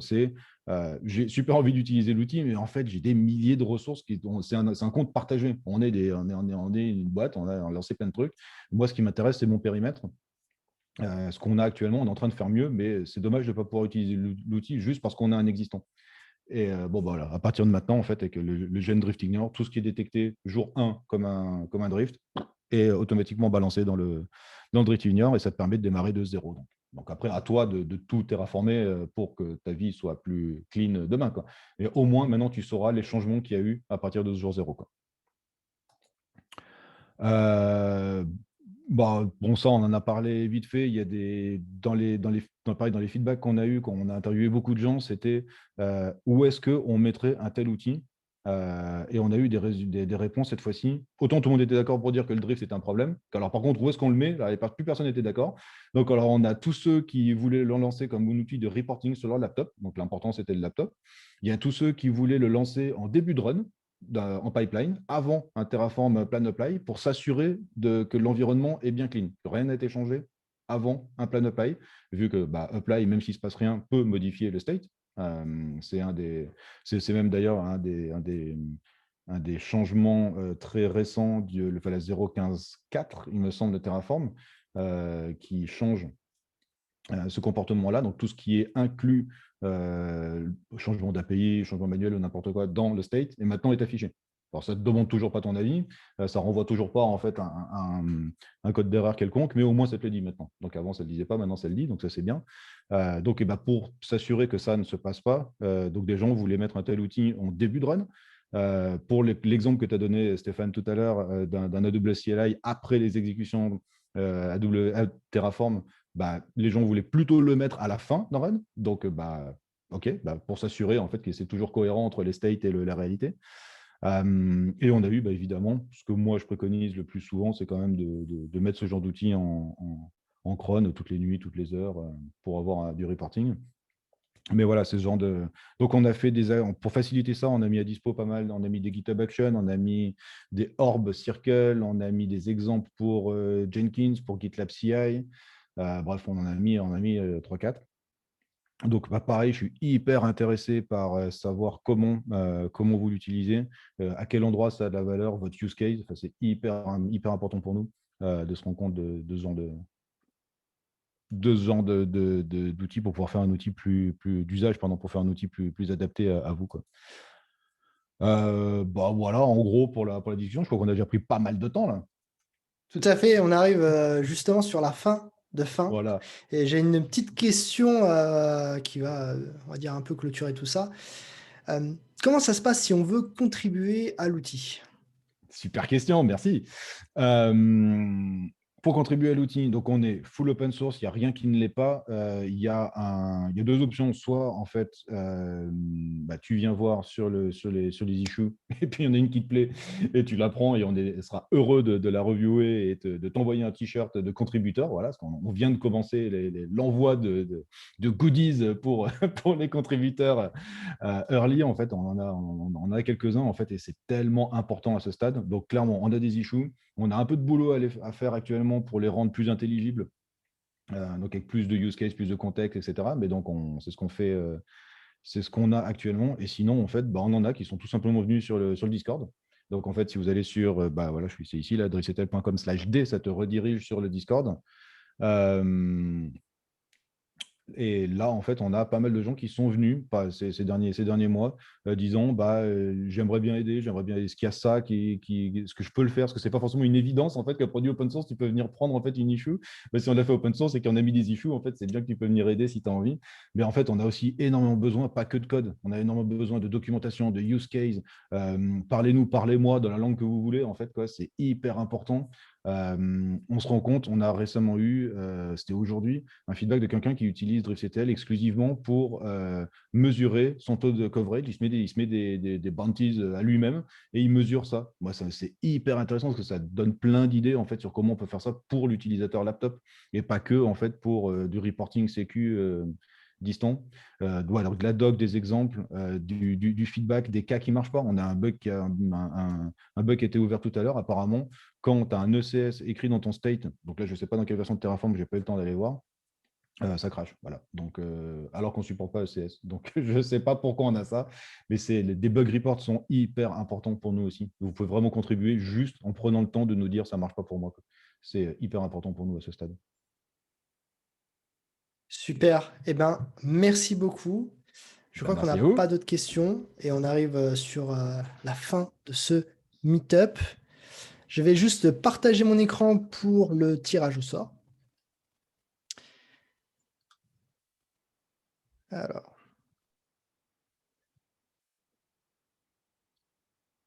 Est-ce que tout le monde voit bien mon écran?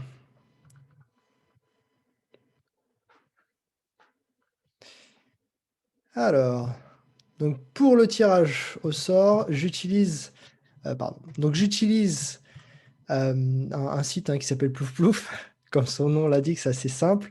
On va faire un tirage au sort donc pour prendre les 3 gagnants. Juste à titre d'information, si on tombe sur la même personne, bon, on va refaire un tirage au sort. Donc j'ai pris ceux qui ont liké, donc 8 personnes, et donc on va le faire en live. Donc, première personne, Marc Gavanier. Donc je t'invite, et j'invite tous ceux d'ailleurs qui sont sélectionnés à m'envoyer un petit message sur Slack. Bon, je le ferai directement, mais voilà, c'est plus simple de m'envoyer directement. Seconde personne, Sébastien Pité. Je t'invite aussi à me contacter. Et enfin, le dernier, Valérie Frébourg. Donc bravo aux gagnants. Envoyez-moi un message et je vais vous expliquer la suite de la procédure pour que vous obtenez vos vouchers. Je tiens encore à remercier tous les speakers ainsi que le Hug Romandie pour leur participation et contribution à cet événement. Et merci surtout à vous, la communauté, qui nous permet d'avancer chaque jour. Si vous avez des feedbacks ou quoi que ce soit, n'hésitez pas à me pinguer sur le Slack ou autre. Et on essaiera de faire de notre mieux pour améliorer l'événement de jour en jour. Mais, Mehdi, Yes. tu m'entends cette fois-ci? Peut-être mieux. Très bien cette fois-ci. Je voulais aussi remercier l'ensemble des speakers, les 2 Stéphane, très intéressant, très dynamique. Je voulais remercier aussi les membres qui nous ont joints aujourd'hui. Donc, c'était très sympa, beaucoup de choses à partager. Peut-être, Mehdi, tu pourrais dire, ou tu l'as dit au début, que c'était le dernier meet-up peut-être avant les vacances. Les prochains meet-up, ça serait plutôt septembre, c'est cela? C'est ça, début septembre, on se laisse, on va dire, les vacances d'été pour profiter. Puis surtout, il y a la HashiConf entre-temps, donc il y a et d'autres événements d'ailleurs. Donc on vous laisse tranquille pendant cette période. Super, je te remercie encore. Eh ben, merci à tous et je vous souhaite donc une bonne soirée en espérant tous vous revoir très prochainement. Et encore, merci de votre participation. Bonne soirée à tous. Bye.